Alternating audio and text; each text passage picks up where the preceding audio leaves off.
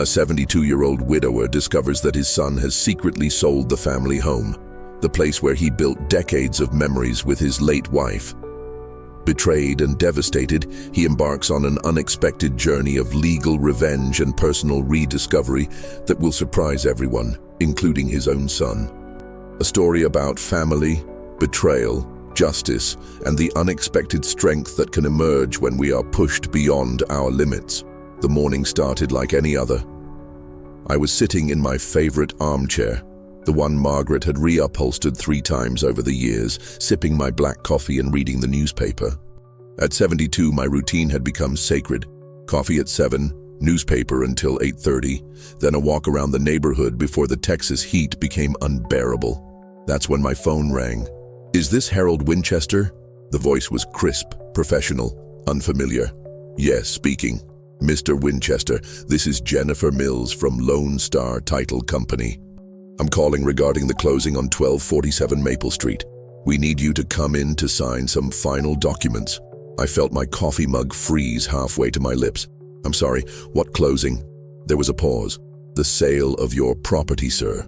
Your son Michael arranged everything. The closing is scheduled for this afternoon." The words hit me like a physical blow. I set down my coffee with shaking hands, watching the dark liquid slosh over the rim onto Margaret's hand-crocheted doily. "There must be some mistake," I managed to say. "My son wouldn't. This is my home, our family home." According to our records, Michael Winchester has power of attorney and has been handling the sale on your behalf. The buyers are very eager to close today. Power of attorney. The words echoed in my mind like a death sentence. I remembered signing those papers 2 years ago when Margaret was dying. Michael had insisted, said it was just a precaution in case something happened to me while I was caring for her. I'd been so focused on Margaret's declining health, so desperate to spend every moment I could with her, that I'd signed without really thinking about the implications. I need to call my son," I said, my voice barely above a whisper.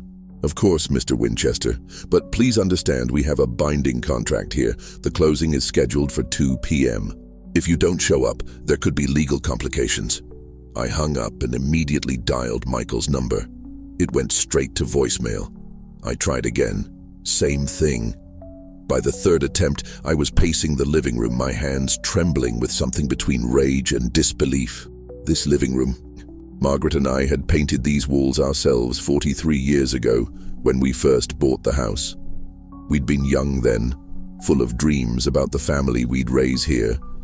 I could still see the tiny handprint Michael had left on the closet door when he was 5, pressing his paint-covered palm against the white wood while we weren't looking. Margaret had wanted to paint over it, but I'd convinced her to leave it. "It's part of our story," I'd said. Now that story was apparently being sold out from under me. I walked to the kitchen, where Margaret's recipe collection still sat in the drawer, organized by her careful handwriting. The morning light filtered through the window above the sink, illuminating dust motes that danced in the air. How many mornings had I stood here watching her prepare breakfast for our family? How many times had Michael sat at this very table doing homework while Margaret helped him with his math problems? The betrayal cut deeper than any physical pain I'd ever experienced. This wasn't just about a house. This was about erasing the life Margaret and I had built together. Every room held memories that couldn't be packed in boxes or recreated somewhere else. The height marks we'd penciled on the doorframe as Michael grew. The spot in the hallway where Margaret had hung his first-grade artwork. The bedroom where we'd whispered our dreams in the dark, where we'd held each other through good times and bad, where I'd held her hand as she took her last breath 18 months ago. I tried calling Michael again. Still voicemail. By noon, I was standing in my bedroom, staring at the closet that still held Margaret's clothes. I hadn't been able to bring myself to donate them yet. Sometimes, when the loneliness became too much, I'd touch her dresses and imagine I could still smell her perfume. Now some stranger would be sleeping in this room. Some stranger would decide what to do with Margaret's garden, with the rose bushes she'd tended for decades. Some stranger would walk through our home and see just another old house, not the sanctuary where we'd built our life together. The phone rang again. Jennifer Mills. Mr. Winchester, I just wanted to confirm that you'll be here at 2 p.m. The buyers are already here, and they're quite excited about the property. Wait, I said, grasping for anything that might stop this nightmare. What about my belongings? My furniture? My wife's things? Another pause. According to your son, arrangements have been made for a moving company to pack everything next week. He mentioned you'd be moving into assisted living. Assisted living. Michael had mentioned it several times since Margaret's funeral, but I'd always brushed off the conversation. I wasn't ready to give up my independence, wasn't ready to leave the only home I'd known as an adult. Apparently, Michael had decided for me. I hung up and walked through the house one more time, seeing it with new eyes. The squeaky floorboard in the hallway that we'd never fixed because it served as an early warning system when teenage Michael tried to sneak in past curfew. The crack in the living room ceiling that had appeared after the storm of '98, which we'd decided gave the room character. The kitchen table where we'd celebrated every birthday, every holiday, every small victory, and mourned every setback. In Margaret's sewing room, I found myself sitting in her chair, surrounded by half-finished projects she'd never had the chance to complete. A baby blanket for our neighbor's grandchild, a quilt made from scraps of Michael's old clothes. She'd been saving everything, turning memories into something beautiful and useful. I picked up her reading glasses from the side table and held them up to the light. Such a small thing, but so essentially Margaret. She'd worn these glasses every evening, reading her romance novels or working on crossword puzzles while I watched the news. That's when I made my decision. I wasn't going to that closing.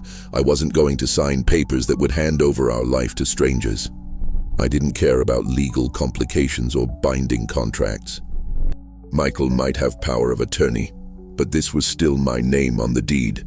This was still my life being torn apart without my consent. I called Jennifer Mills back. Ms. Mills, this is Harold Winchester. I won't be coming to the closing today. Mr. Winchester, I have to inform you that your son has the legal authority to... My son may have power of attorney, but I'm still alive, still of sound mind, and this is still my house. If Michael wants to sell it, he can come here and explain to me why he thinks he has the right to destroy everything his mother and I built. I could hear papers rustling in the background. Sir, this puts us in a very difficult legal position. The buyers have already secured financing, arranged movers. Then they should have made sure the actual homeowner was involved in the decision. My voice was stronger now, fueled by a righteous anger I hadn't felt since Margaret's diagnosis. This sale is not happening today. After I hung up, I sat in the sudden silence of my home.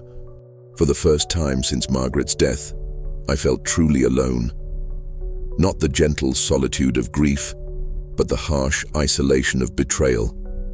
My only child, the son Margaret and I had raised with such love and hope, had decided I was too old, too much of a burden, too irrelevant to be included in decisions about my own life. But as I sat there in Margaret's sewing room, surrounded by the tangible evidence of our decades together, I felt something else stirring beneath the hurt and anger, a determination I hadn't experienced in years. Margaret always said I was too accommodating, too willing to keep the peace at the expense of my own needs. She'd been right, but grief and age had made me even more passive. Not today. Today I would fight. I walked to the kitchen and made myself a sandwich, eating it slowly at the table where Michael had grown from a booster seat to a surly teenager to the man who now thought he could make decisions for me without even a phone call. Outside, I could see Mrs. Chen working in her garden next door. She'd been our neighbor for 15 years, had brought casseroles every week after Margaret's funeral. She deserved to know what was happening, deserved to choose her new neighbors, instead of having them imposed by my son's secret dealings. As I finished my sandwich, my phone started ringing again. Jennifer Mills, probably. Or maybe lawyers. Or maybe, just maybe, Michael had finally gotten my messages and was calling to explain himself. But I didn't answer. Instead, I went to Margaret's old desk and pulled out a yellow legal pad. If Michael wanted to play legal games, I could play too. I'd spent 40 years as a high school principal, dealing with difficult parents, stubborn school boards, and bureaucratic nonsense. I wasn't some helpless old man who could be shuffled aside. I began making a list: lawyer, bank, neighbors, local newspaper. If Michael thought he could sell our family legacy out from under me in secret, he was about to learn that his father had more fight left in him than anyone expected. Margaret always said that when you're backed into a corner, you find out what you're really made of. As I sat in the home we'd built together, surrounded by 43 years of memories and love, I was about to find out exactly what Harold Winchester was made of. And I had a feeling it was going to surprise everyone, including myself. The phone kept ringing, but I let it ring. I had work to do. By 3 o'clock, my phone had rung 47 times. I'd counted each one, letting the sound fuel the fire that was building in my chest. At 3:15, I heard a car door slam in my driveway.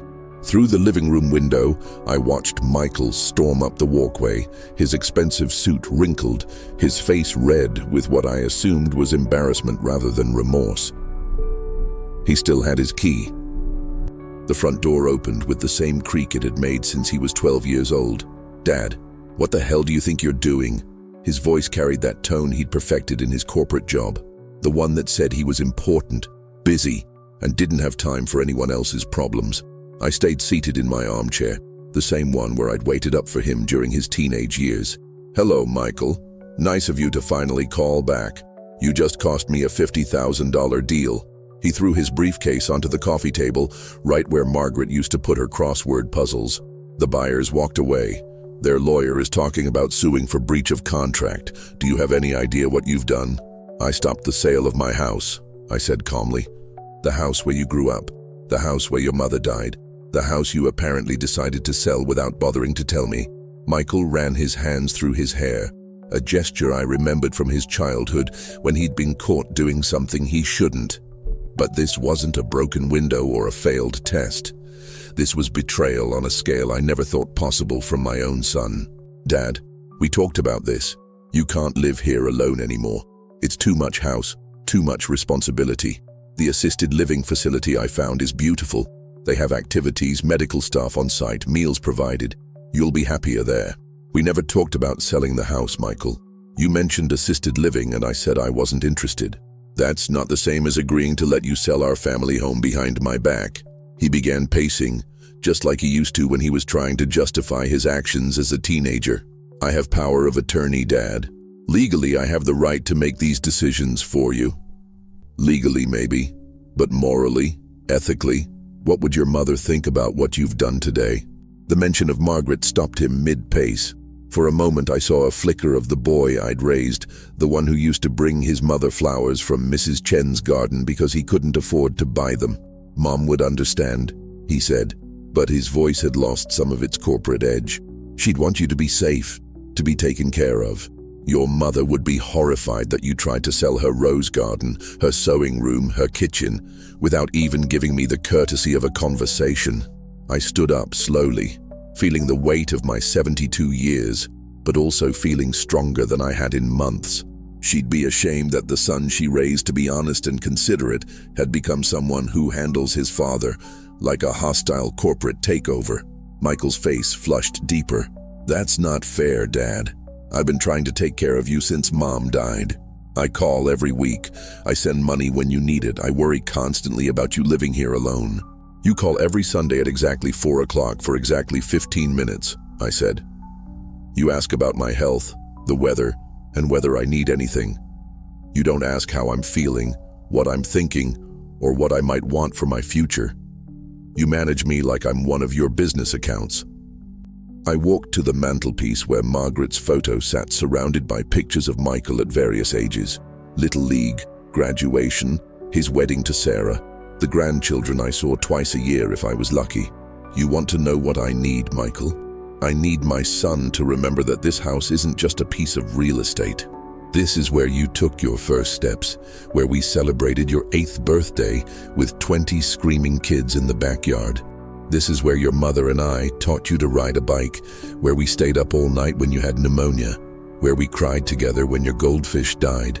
Michael slumped into the couch, suddenly looking more like the confused teenager than the successful businessman. "Dad, I know this place means a lot to you, but you're 72 years old.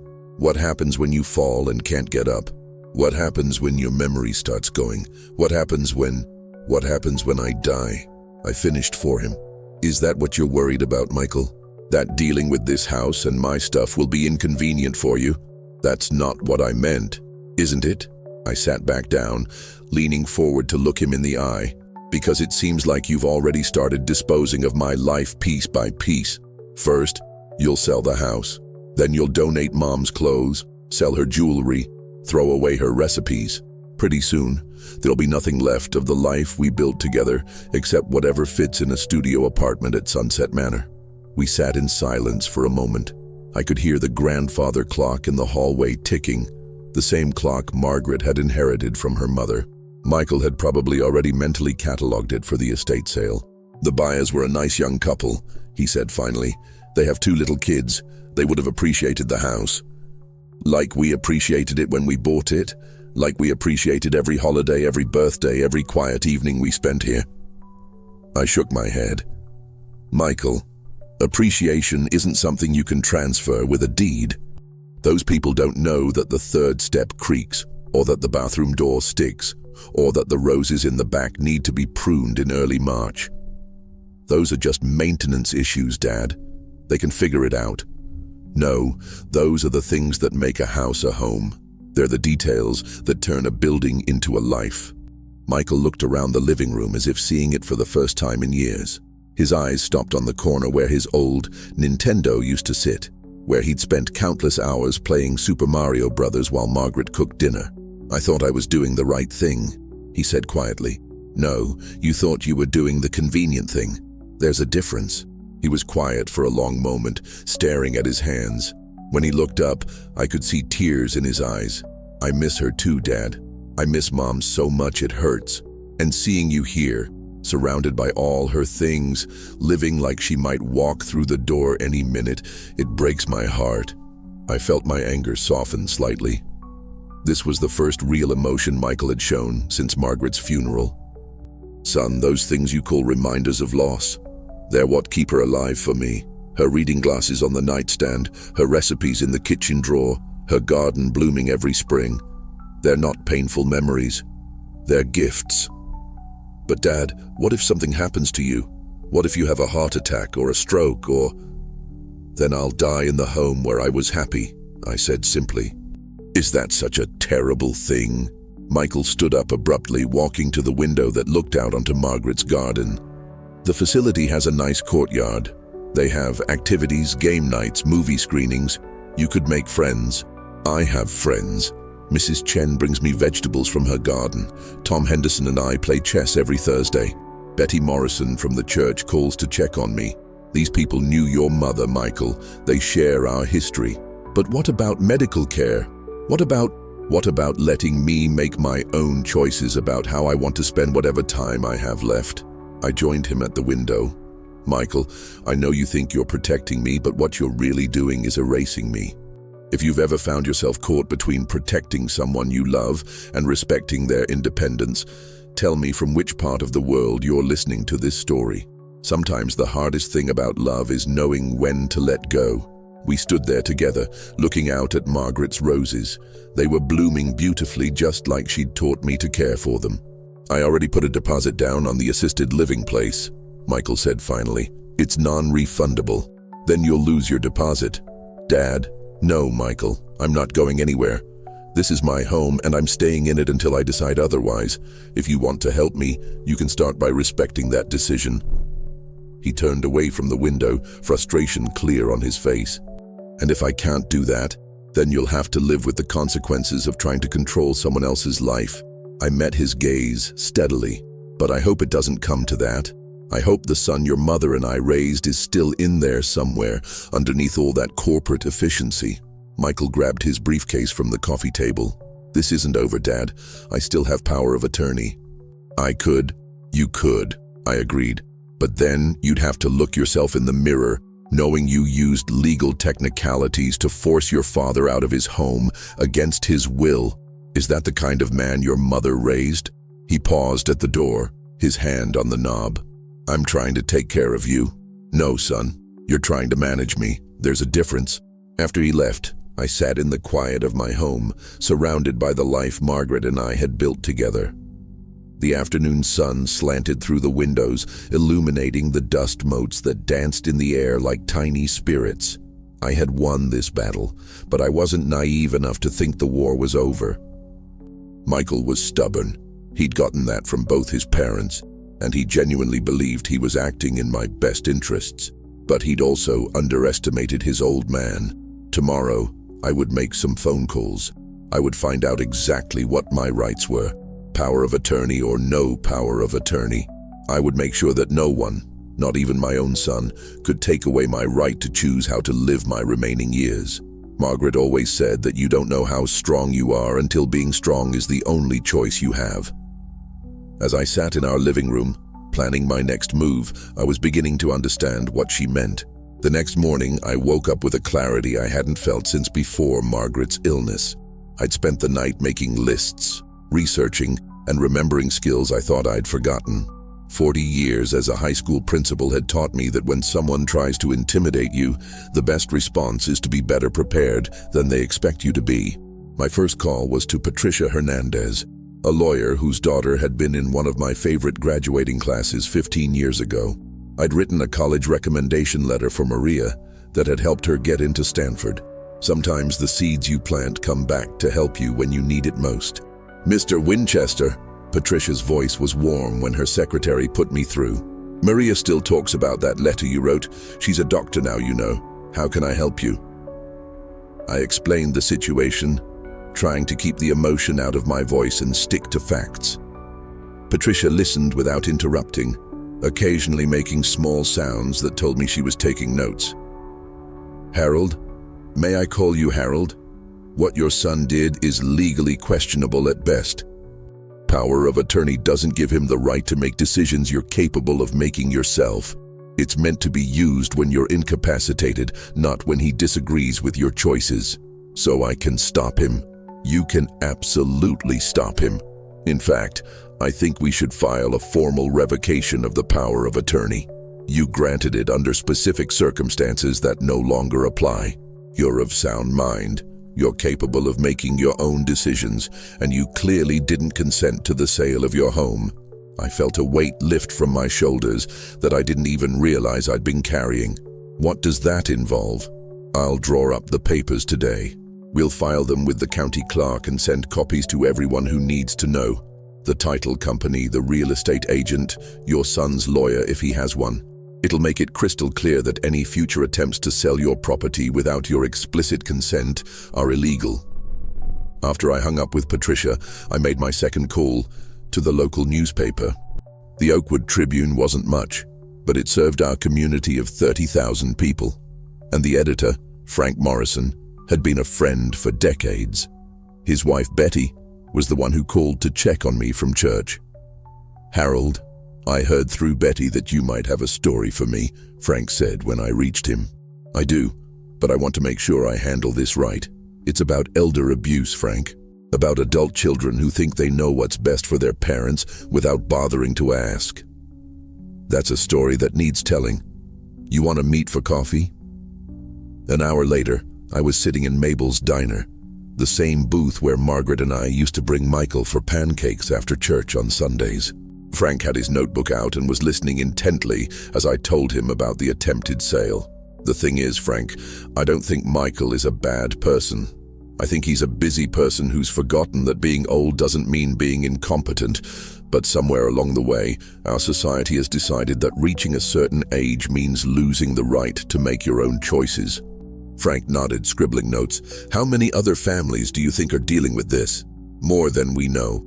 How many elderly parents are sitting in nursing homes right now, not because they need medical care, but because their adult children decided it was more convenient? How many family homes are being sold to pay for care that isn't necessary? What would you say to adult children who are reading this and thinking they're just trying to protect their parents? I thought about Michael's face the day before, the genuine confusion when I accused him of managing me like a business account. I'd say that protection without permission is just control with good intentions. Ask us what we want. Include us in the decisions. Don't assume that because we're old, we're helpless. Frank looked up from his notebook. "Harold, would you be willing to let me use your name? Your real name? This story has more impact if it's not anonymous." I thought about Margaret, about the courage she'd shown during her illness, never backing down from difficult conversations with doctors or refusing treatments that wouldn't improve her quality of life. Yes, use my name. If this helps even one family have an honest conversation instead of secret legal maneuvers, it's worth it. After Frank left, I sat in the diner for another hour, watching the lunch crowd filter in. I recognized most of the faces, people I'd taught, parents of students I'd counseled, neighbors I'd known for decades. This was my community, my life, my choice to stay connected to. My phone buzzed with a text from Michael. "Dad, I've been thinking about our conversation yesterday. Can we meet for dinner tonight? I want to understand your perspective better." For the first time since this whole mess started, I felt a spark of hope. Maybe the son Margaret and I had raised was still in there after all. I texted back, "Come to the house at 6, I'll cook." That afternoon, I went to the grocery store for the first time in weeks. Usually I just picked up necessities, but today I was shopping with purpose. I bought ingredients for Michael's favorite meal, the pot roast Margaret used to make for his birthday, with mashed potatoes and green beans from her own recipe. Mrs. Chen was working in her garden when I got home. She waved me over to the fence that separated our properties. "Harold, I heard cars yesterday. Everything okay?" I told her about the attempted sale, watching her face shift from surprise to anger to determination. "That boy of yours needs to remember where he came from," she said firmly. "This house, this neighborhood, we're not just property values. We're family." "I know, Mrs. Chen. I'm working on helping him remember that." She reached over the fence and patted my hand.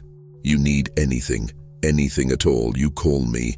My grandson is a lawyer too, you know, family law." As I prepared dinner, I found myself thinking about all the meals Margaret and I had cooked in this kitchen. The birthday cakes, the holiday feasts, the simple Tuesday night dinners when it was just the three of us around the table. Food had always been how our family showed love. Maybe that was what Michael had forgotten. Not just the house, but what the house represented. The daily acts of love, the small traditions, the sense of belonging that can't be relocated to a sterile assisted living facility. At exactly 6 o'clock, Michael knocked on the front door. I could have pointed out that he still had his key, but I decided to let that conversation wait for another time. "Something smells amazing," he said when I opened the door. He looked tired, older somehow than he had just yesterday. "Your mother's pot roast. I thought we could use some comfort food while we talk." During dinner, we avoided the big topics, instead talking about Michael's work, his kids' school activities, Sarah's new job. It felt almost normal, like the family dinners we used to have when Michael was young and Sunday dinner was sacred family time. "Dad, I owe you an apology," Michael said as I cleared the plates. "I handled this all wrong. I was so focused on what I thought you needed that I forgot to ask what you wanted. I appreciate that, son. But I need to know, are you sorry because you realize what you did was wrong, or are you sorry because it didn't work?" Michael was quiet for a long moment, staring at his coffee cup. "Both, I guess. I really did think I was protecting you. But you're right, I was managing you, not caring for you. Tell me what you're afraid of, Michael. Really afraid of." "I'm afraid of getting a call at 2 in the morning that you've fallen and can't get up. I'm afraid of finding you unconscious in this house 3 days later because no one thought to check on you. I'm afraid of losing you the way we lost Mom. Slowly, painfully, with me feeling helpless to do anything about it. Where are you watching this from? If you've ever been the one caught between wanting independence and needing security as you've gotten older, I'd love to know which city you're joining me from as we navigate these difficult family waters together." His honesty hit me harder than his corporate efficiency had. This wasn't about control or convenience. This was about a son who was terrified of losing his father and didn't know how to express that fear in a healthy way. "Michael, do you remember when you were 16 and you wanted to go on that camping trip with your friends? The one in Colorado? Mom said no because it was too dangerous, and I overruled her. Do you remember what I told you?" Michael smiled slightly. You said that if we protected you from every possible danger, we'd also protect you from every possible joy. Exactly. And that's what you're trying to do to me now.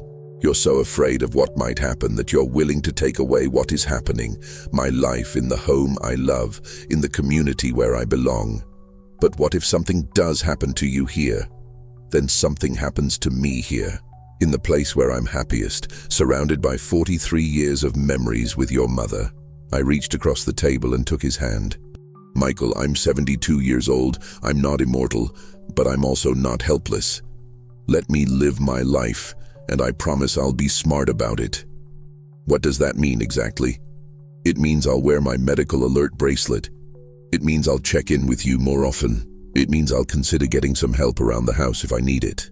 But it also means I stay here, in my home, making my own choices about my own life. Michael nodded slowly. And if you change your mind about assisted living, then I'll tell you. But it'll be my decision, made for my reasons, not something imposed on me because you think you know what's best. We talked until almost 10 o'clock, really talked in a way we hadn't since Margaret's funeral. When Michael left, he hugged me tighter than he had in years. I love you, Dad. I'm sorry I forgot how to show that properly. I love you too, son. We'll figure this out together. After he left, I sat in my living room, feeling more hopeful than I had in months. The house felt alive again, filled with the possibility of a future where my son and I could be family instead of adversaries. But I also knew that trust, once broken, takes time to rebuild. I would revoke that power of attorney tomorrow, not because I didn't love my son, but because love without respect isn't really love at all. Margaret's photo smiled at me from the mantelpiece, and for the first time since her death, I felt like she would be proud of the man I was becoming. 3 days later, Frank Morrison called me at 7 in the morning. Harold, you need to see today's paper. Actually, you need to see the response to today's paper. My phone hasn't stopped ringing since we hit the stands at 6 a.m. The story was on the front page above the fold with the headline, Local Retiree Fights Son's Secret Sale of Family Home. Frank had done exactly what I'd hoped. He'd made it about more than just my situation. He'd written about the broader issue of elder autonomy, the fine line between protection and control, and the legal complexities that families face when aging parents need support. But it was the sidebar that really caught my attention. Power of attorney, protection or control, a legal expert weighs in. Patricia Hernandez had provided quotes about when power of attorney should and shouldn't be used, making it clear that what Michael had attempted was ethically questionable at best. By 9 o'clock, my phone was ringing every few minutes. Some calls were from neighbors offering support. Others were from people sharing their own stories. Adult children who'd realized they might be overstepping with their own parents. Elderly parents who felt validated in their desire to maintain independence. But the call that surprised me most came at 10:30. Mr. Winchester, this is Janet Sullivan from Channel 8 News. We'd like to do a follow-up story on your situation. Would you be available for an interview? Channel 8 served the entire metropolitan area, nearly 2 million people. The thought of being on television was terrifying, but the thought of helping other families have difficult conversations was more important than my comfort. What would you want to know? We're interested in the human side of this story. How does it feel when the people who are supposed to protect you become the people you need protection from? What advice would you give to families facing similar situations? I agreed to the interview, scheduled for that afternoon. After I hung up, I called Patricia to let her know what was happening. Harold, this is good. The more public awareness there is about these issues, the harder it becomes for people to abuse power of attorney laws. But are you prepared for the attention this might bring? I'm prepared for whatever it takes to help other families avoid what Michael and I went through. The news crew arrived at 2 o'clock. A reporter, a cameraman, and a sound technician who spent 20 minutes setting up equipment in my living room. Janet Sullivan was younger than I'd expected, maybe 40, with kind eyes and a professional demeanor that put me at ease. Mr. Winchester, tell me how you felt when you learned your son had sold your house without telling you. I looked directly into the camera, thinking about Margaret's advice to always tell the truth, even when it's difficult. I felt betrayed, not just by my son, but by a system that assumes age equals incompetence. I felt like my life, my memories, my right to choose my own future had been stolen from me. What would you say to adult children who argue they're just trying to protect their parents? I'd say that protection without permission is just control with good intentions. Include us in the conversation. Ask us what we want instead of deciding what you think we need. Getting old doesn't mean getting stupid. The interview lasted 45 minutes. Janet asked thoughtful questions about the legal aspects, the emotional impact, and what I hoped would come from sharing my story. When they were packing up their equipment, she lingered for a moment. "Mr. Winchester, my own father is 78. He's been talking about moving to Florida, but my brother thinks he should go into assisted living instead. This interview has given me a lot to think about. The most important thing is to have the conversation with him, not about him. Ask him what he wants, then listen to the answer." That evening, Michael called. "Dad, I just saw the news story online. My phone is ringing off the hook. My boss, my neighbors, Sarah's mother. Everyone's asking about the son who tried to sell his father's house." I could hear the strain in his voice, but also something else. Maybe pride. "How do you feel about that?" "Honestly, I'm embarrassed, but I'm also proud of you. You've always stood up for what's right, even when it was hard. I just wish I'd been on the right side of this from the beginning." "You're on the right side now, Michael. That's what matters." "Dad, I want to do something. I want to help make this right, not just for us, but for other families too." "What do you have in mind?" "I've been thinking about what you said, about society deciding that old means helpless. What if we started some kind of support group or an advocacy organization? Something that helps families navigate these situations before they become legal battles." For the first time since this whole ordeal began, I felt genuinely proud of my son. This was the Michael Margaret and I had raised, the one who saw problems and wanted to fix them, who cared about other people's welfare. "I think that's a wonderful idea, son. Where would we start?"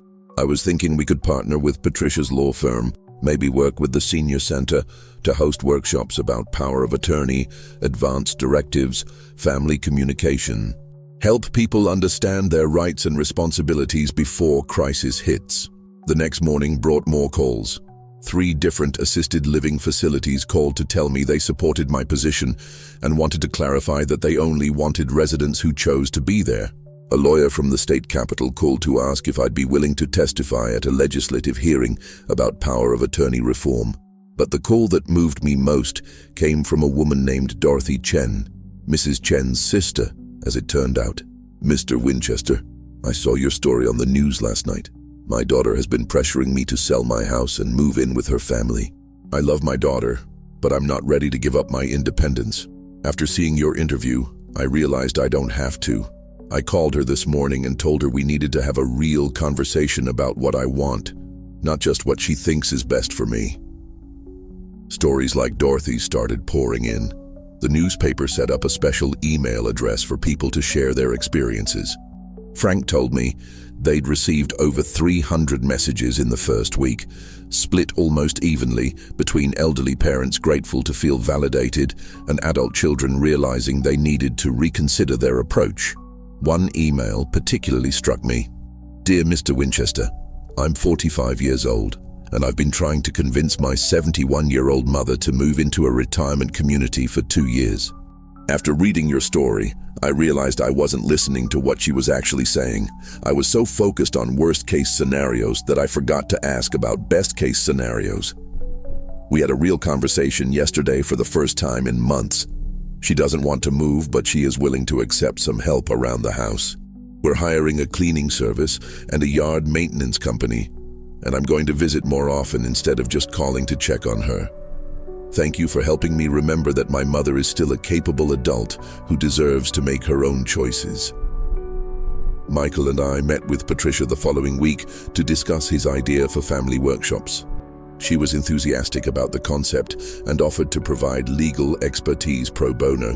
"What you're talking about could prevent dozens of families from ending up in court," she said. Most of these conflicts stem from miscommunication and fear, not malicious intent. We decided to start small. Monthly workshops at the community center, covering topics like advanced directives, power of attorney, family communication strategies, and aging in place resources. Michael would handle the organizational aspects, Patricia would cover the legal information, and I would share the personal perspective. The first workshop was scheduled for the following month. We put up flyers around town and contacted local churches and senior groups. We had no idea what kind of response to expect. If you're watching this from a place where families struggle with these same issues, whether it's adult children worried about aging parents or older adults fighting to maintain their independence, tell me which country you're joining us from. These challenges cross all borders and cultures. The week before our first workshop, I received an unexpected visitor. Sarah, Michael's wife, knocked on my door on a Thursday afternoon, holding a covered dish and looking nervous. "Hi, Harold. I brought you some of that cornbread you like. I was hoping we could talk." Sarah and I had always gotten along well, but we'd never been particularly close. She was a good wife to Michael and a loving mother to my grandchildren, but our relationship had always been polite rather than intimate. "Of course, dear. Come in." We sat in the kitchen, sharing cornbread and coffee while making small talk about the grandchildren. Finally, Sarah took a deep breath. "Harold, I owe you an apology. The assisted living idea, that was my suggestion. I was the one who kept pushing Michael to do something about your living situation." I studied her face, seeing genuine remorse there. "What changed your mind?" "Watching you these past few weeks, seeing how you handled everything with such dignity and strength. And honestly, my own grandmother. She's 93 and still living in the house where she raised her family. My mom keeps trying to convince her to move, and I realized I was about to become the same kind of daughter to you that my mom is becoming to Grandma Rose." "What kind of daughter is that?" "The kind who loves you so much she's willing to make you unhappy to keep you safe." Sarah wiped her eyes with her napkin. "But watching you fight for your right to stay here made me realize that safety isn't worth anything if it costs you your dignity and happiness." "Sarah, you were worried about someone you care about. That's not a character flaw. But I forgot that caring about someone means respecting their choices, even when those choices scare you." That evening, I called Michael to thank him for marrying such a thoughtful woman. I also called my granddaughter Emma, who was starting her junior year of high school, to tell her how proud I was of her mother's courage in admitting her mistakes. "Grandpa, I was so mad at Dad when I heard what he tried to do," Emma said. "Mom and I had a huge fight about it. I told her you were the smartest person I knew, and if you wanted to live in your house, everyone should just leave you alone." "And what did your mother say?" "She said you were absolutely right, and that sometimes adults forget that being older doesn't mean being wiser about everything." As I prepared for bed that night, I reflected on how much had changed in just 2 weeks. What had started as a betrayal by my son had become an opportunity to strengthen our relationship and help other families navigate similar challenges. Margaret always said that sometimes the worst things that happen to us turn out to be the best things in disguise. As I turned off the light in the bedroom we'd shared for 43 years, I was beginning to understand what she meant. Tomorrow, I would continue building something positive from the ashes of that terrible day when I learned my son had tried to sell our family home. But tonight, I would sleep peacefully in the house where I belonged, surrounded by love and memories that no one could ever take away. The community center had exactly 47 chairs. I knew because I'd counted them 3 times while setting up for our first workshop. Michael had suggested we prepare for maybe 20 people, but Patricia thought we might get 30. Neither of us was prepared for what actually happened. By 10 minutes before our scheduled start time, every chair was filled. People were standing along the walls, sitting on the floor, crowding in the doorway. The fire marshal would have had a heart attack, but nobody wanted to leave. Frank Morrison was there with his camera, and I spotted Janet Sullivan from Channel 8 in the back corner. "Dad, what do we do?" Michael whispered as he surveyed the packed room. "There have to be 80 people here." "We do what we came to do," I said, adjusting the microphone that suddenly felt very important. "We tell the truth and hope it helps." I started by telling my story, the same story that had been in the newspaper and on television, but somehow it felt different speaking directly to people who'd come because they needed to hear it. I could see recognition in their faces, understanding, relief that someone was finally talking about what so many families were experiencing in private. When I finished, I opened the floor for questions. The response was immediate and overwhelming. "Mr. Winchester, my name is Rosa Martinez. My 3 children are pressuring me to sell my house because they think the neighborhood is getting dangerous. But I've lived here for 38 years. My husband and I raised our family here. How do I make them understand that I'm not ready to leave?" "Mrs. Martinez, have you asked your children specifically what they're afraid of? Sometimes when we understand the fear behind the demand, we can address the real issue instead of fighting about the symptom." An elderly man near the front raised his hand. "I'm Bill Thompson. My daughter took away my car keys last month because she says my reflexes are too slow. But I only drive to the grocery store and church, and I'm a good driver. I feel like a prisoner in my own home." Patricia leaned into her microphone. "Mr. Thompson, that raises important questions about the difference between safety concerns and autonomy. Have you considered a driving evaluation with an occupational therapist?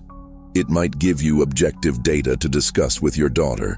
The questions kept coming. Adult children worried about parents who refused help. Elderly parents frustrated by children who wouldn't listen. Families torn apart by well-meaning but misguided attempts to protect each other. But what struck me most was how similar all the stories were. At the heart of every conflict was the same issue. Communication had broken down, fear had taken over, and nobody was listening to what anyone else was actually saying. "I'd like to share something my wife used to say," I told the room after we'd been talking for nearly 2 hours. She said that most family problems aren't really about what people think they're about. They're about love, expressed badly. A woman in her 50s stood up. "Mr. Winchester, I'm Julie Chen." I recognized her as Mrs. Chen's daughter. "I've been trying to get my mother to move into senior housing for 2 years. After hearing your story, I realized I wasn't listening to what she was telling me. We had a real conversation last week, and I learned things about what she wants that I'd never bothered to ask." Michael stepped forward. "I think that's something we all need to remember." I certainly did. I was so focused on protecting my father that I forgot to ask him what protection meant to him. After the official workshop ended, people lingered. Small groups formed throughout the room, adult children talking to other adult children, elderly parents sharing resources and strategies, families having conversations they should have had months or years ago. Mrs. Chen approached me as I was packing up my notes. "Harold, you've started something important here.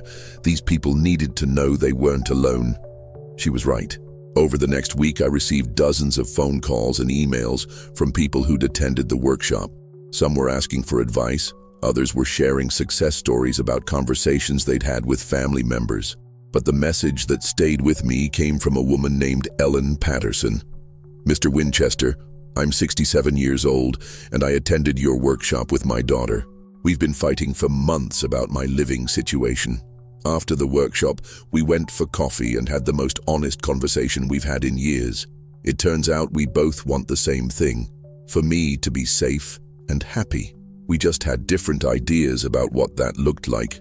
We're working together now to find solutions instead of fighting about problems. Thank you for showing us that it's possible to disagree with love instead of anger." The second workshop had 93 people. We had to move to the high school auditorium.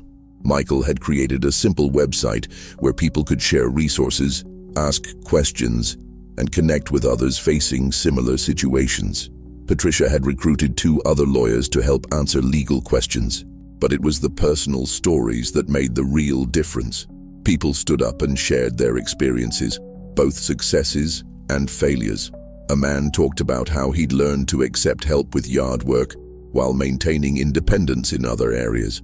A woman described how she'd helped her father set up a medical alert system that gave both of them peace of mind. The third workshop brought people from 3 neighboring counties. Someone had posted about our meetings on social media, and the story had spread far beyond our small town. I started getting calls from other communities asking how to start their own workshops. "Dad, I think we've accidentally created a movement. Michael said one evening as we reviewed the latest batch of emails. "There are requests from 12 different states for information about replicating our workshops. It's not a movement," I corrected him. "It's just families helping families. The simplest ideas are often the most powerful." That weekend, Michael and I drove to the state capitol where I'd been invited to testify before a legislative committee reviewing power of attorney laws. The hearing room was smaller than our workshop venue, but the audience was more intimidating. Lawyers, legislators, advocates for various organizations. "Mr. Winchester," said the committee chairwoman, "tell us how current power of attorney laws affected your situation." I told my story again, but this time I focused on the legal gaps that had allowed Michael to nearly sell my house without my knowledge or consent. "The problem isn't that these laws exist," I explained. "The problem is that they're too vague about when they should be used and too weak in requiring accountability. What changes would you recommend?" "First, require that the person granting power of attorney be re-evaluated annually by an independent medical professional to determine if they're still capable of making their own decisions. Second, require that any major financial decisions, like selling a house, have a waiting period during which the principal can object. Third, create clearer penalties for abuse of power of attorney privileges." Michael testified after me, talking about how the experience had taught him the difference between protection and control. "I thought I was being a good son," he said. "I learned that being a good son means respecting my father's autonomy, not overriding it." Patricia presented legal arguments about the need for reform, backed by dozens of case studies from her practice. Other advocates shared similar stories from around the state. 3 months after our first workshop, the committee voted to advance a bill that would implement many of the changes we'd suggested. It wasn't a complete victory, but it was a start. But the real victory was happening in living rooms and kitchens across the region, where families were having different conversations because of what we'd started. The weekly emails I received told the story better than any legislation could. My mother and I set up a system where she checks in with me every morning, but she still makes all her own decisions about her daily life. My daughter stopped trying to convince me to move and started helping me make my current home safer and more accessible. We created a family agreement about what would trigger different levels of intervention so everyone knows what to expect. 6 months after that terrible phone call from the title company, Michael and I were planning our 15th workshop. We'd helped establish similar programs in 8 other communities, and Patricia had co-authored an article for a legal journal about power of attorney reform that was being cited by advocates nationwide.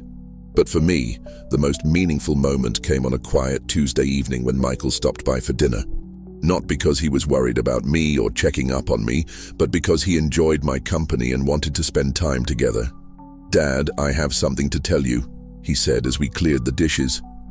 "Sarah and I have been talking about our own future. When we get older, we want to make sure our kids include us in decisions about our lives instead of making decisions for us." "What brought that on?"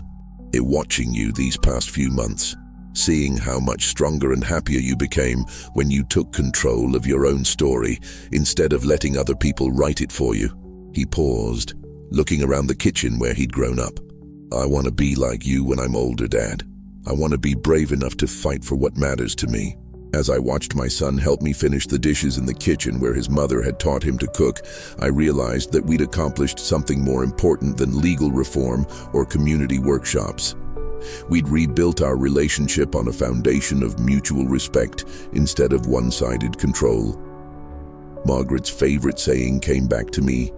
"Sometimes the worst things that happen to us turn out to be the best things in disguise."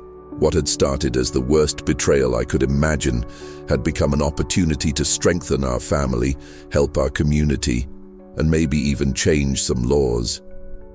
But more than that, it had reminded me that I was still Harold Winchester, not just Michael's father or Margaret's widower, but a man with his own voice, his own choices, and his own power to make a difference in the world. I was pruning Margaret's roses when the car pulled into my driveway. It was a Saturday morning in early spring, exactly 1 year since that phone call from the title company had turned my world upside down. The roses were blooming magnificently, pink tea roses, white climbers, and the deep red bushes that had been Margaret's pride and joy. Michael stepped out of the car, followed by Sarah and my two grandchildren, Emma and Jake. But they weren't alone. A young couple emerged from the back seat, looking nervous and excited. "Dad, there's someone I'd like you to meet," Michael called out as the group approached. "This is David and Lisa Chen, Mrs. Chen's grandson and his wife. They're looking at houses in the neighborhood." I set down my pruning shears and walked over to greet them. David looked familiar. I'd seen him at a few of our family workshops over the past year. "Mr. Winchester, it's an honor to meet you," David said, shaking my hand firmly. "My grandmother talks about you constantly. She says you're the reason she still gets to tend her garden next door." Lisa smiled warmly. "We've been following your workshops online. David's grandmother insisted we come look at houses in this neighborhood, specifically because she wants to age in place like you're doing. And she wants us nearby to help when she needs it. But not to take over," David added quickly. And I could see he'd learned something from our discussions about the difference between support and control. Emma, now a senior in high school, hugged me tightly. "Grandpa, tell them about the house on Elm Street, the one with the big backyard." As we stood in my driveway, talking about houses and neighborhoods and the importance of community, I realized this was exactly what Margaret and I had envisioned when we chose this area to raise our family. Not just houses, but homes. Not just neighbors, but a community where people looked out for each other across generations. "Why don't you all come in for coffee?" I suggested. "I want to show David and Lisa something." Oh, in my living room, I pulled out a photo album I'd been working on. Pictures from our workshops, letters from families we'd helped, newspaper clippings about the legislation that had passed based on our advocacy work. This is what can happen when a community decides to have honest conversations about aging, independence, and family support. I told the young couple, it started with a crisis, but it became something beautiful. David flipped through the pages, stopping at a photo from our 10th workshop. "My grandmother is in this picture," he said, pointing to Mrs. Chen in the front row. "She said that night changed how our whole family talks about the future." "It changed how our family talks too," Michael added, sitting down next to me on the couch. "A year ago, I thought being a good son meant making decisions for my father. Now I know it means making decisions with him." Jake, who was 15 and usually more interested in his phone than adult conversations, looked up from the photo album. "Grandpa, is it true you were on TV because Dad tried to sell your house?" "That's true, Jake. That's so cool. You're like a famous activist now." "I'm not famous, son. I'm just someone who learned that speaking up for yourself can help other people find their voice too." After David and Lisa left to look at the house on Elm Street, my family settled in for our weekly Saturday lunch together. It had become our tradition over the past year. Michael, Sarah, and the kids would come over every Saturday, and we'd cook together and catch up on the week. "Dad, I have some news," Michael said as we prepared sandwiches in Margaret's kitchen. "The company wants to transfer me to the Dallas office. Better position, more money, but it would mean moving 3 hours away. A year ago, this news would have terrified me. The thought of Michael moving away, of losing my weekly connection with my grandchildren, would have felt like another loss I couldn't bear. But today I found myself feeling proud instead of afraid." "That sounds like a wonderful opportunity," I said. "Tell me about the position." "Regional manager for the Southwest Division. It's what I've been working toward for years." He paused, studying my face. "Are you sure you're okay with us moving? We could turn it down if you need us to stay." "Michael, I need you to take the job if it's what you want. I need you to build your career and follow your dreams, just like your mother and I did when we were your age." Sarah smiled. "We were hoping you'd say that. But we also have a proposal." "What kind of proposal?" "We'd like you to consider moving to Dallas too, not into our house, not into assisted living, but into your own place near us. There's a great neighborhood about 10 minutes from where we'd be living. Lots of older homes with character, established community, people who've lived there for decades." Emma bounced in her chair. "Grandpa, there's even a community college nearby where you could teach workshops if you wanted to." I looked around the kitchen where Margaret and I had shared thousands of meals, where we'd celebrated holidays and weathered crises, where we'd built the foundation of our family life. The thought of leaving this house, our house, still felt overwhelming. "I appreciate the offer," I said carefully, "but I'm not sure I'm ready to leave this place." "We know," Michael said, "and we want you to know that whatever you decide, we'll support it. If you want to stay here, we'll visit as often as we can and set up video calls for the kids. If you want to move with us, we'll help you find the perfect place. The choice is yours, Dad, completely yours." That evening, after my family had gone home, I sat in Margaret's garden as the sun set behind the house we'd shared for 43 years.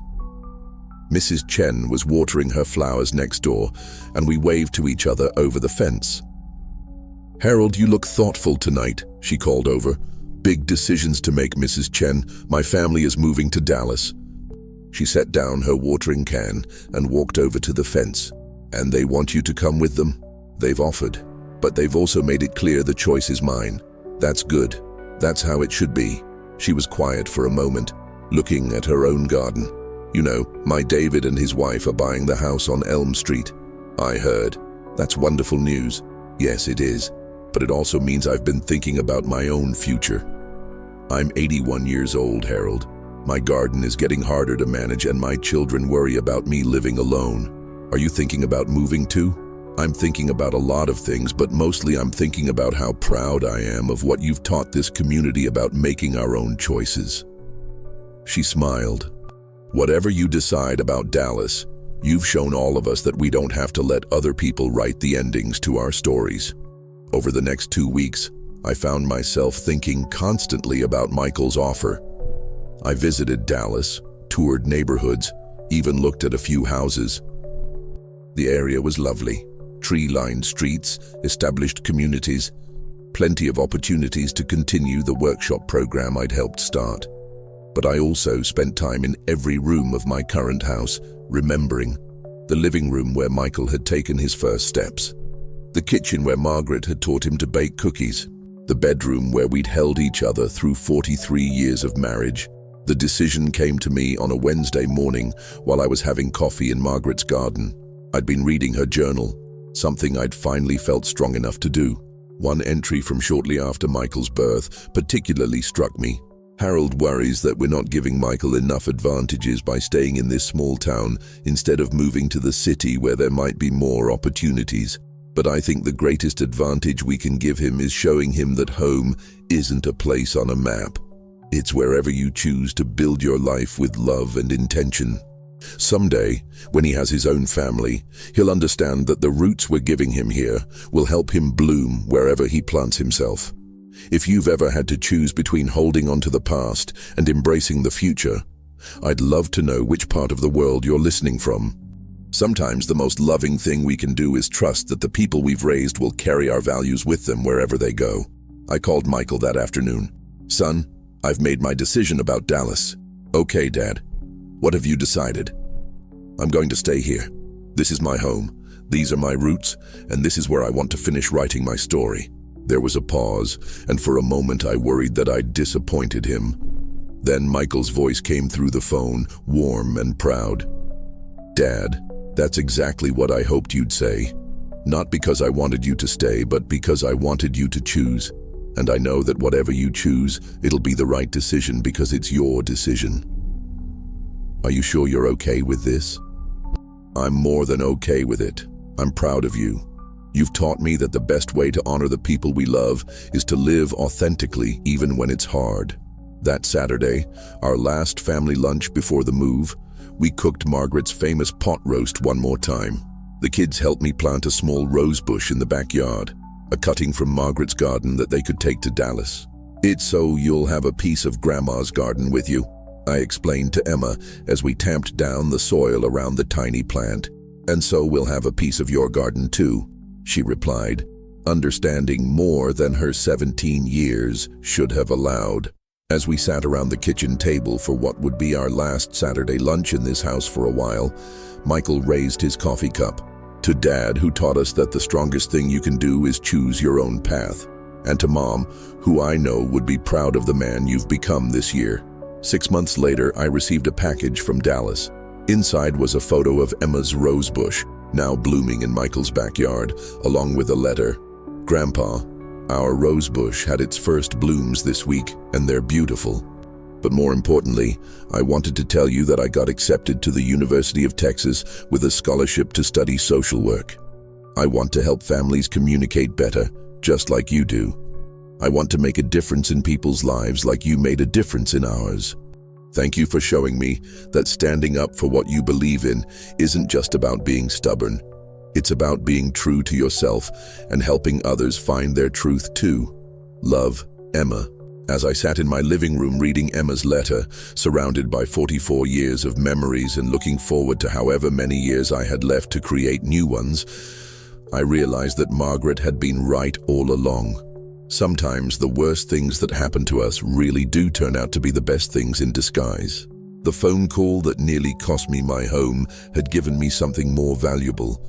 The knowledge that I was still capable of fighting for what mattered, of building something meaningful from crisis, and of choosing love over fear even when the stakes were high. I was still Harold Winchester, still living in the house where Margaret and I had built our life together. But now I was also something more. A man who had learned that home isn't just a place you stay, but a foundation you build strong enough to support not just yourself, but everyone who needs shelter from life's storms. Outside, Mrs. Chen's grandson was mowing her lawn while she directed him from her porch chair. 3 houses down, the young family who'd bought the Murphy place was teaching their toddler to ride a tricycle on the sidewalk where Michael had learned the same skill 40 years ago. This was my neighborhood, my community, my choice.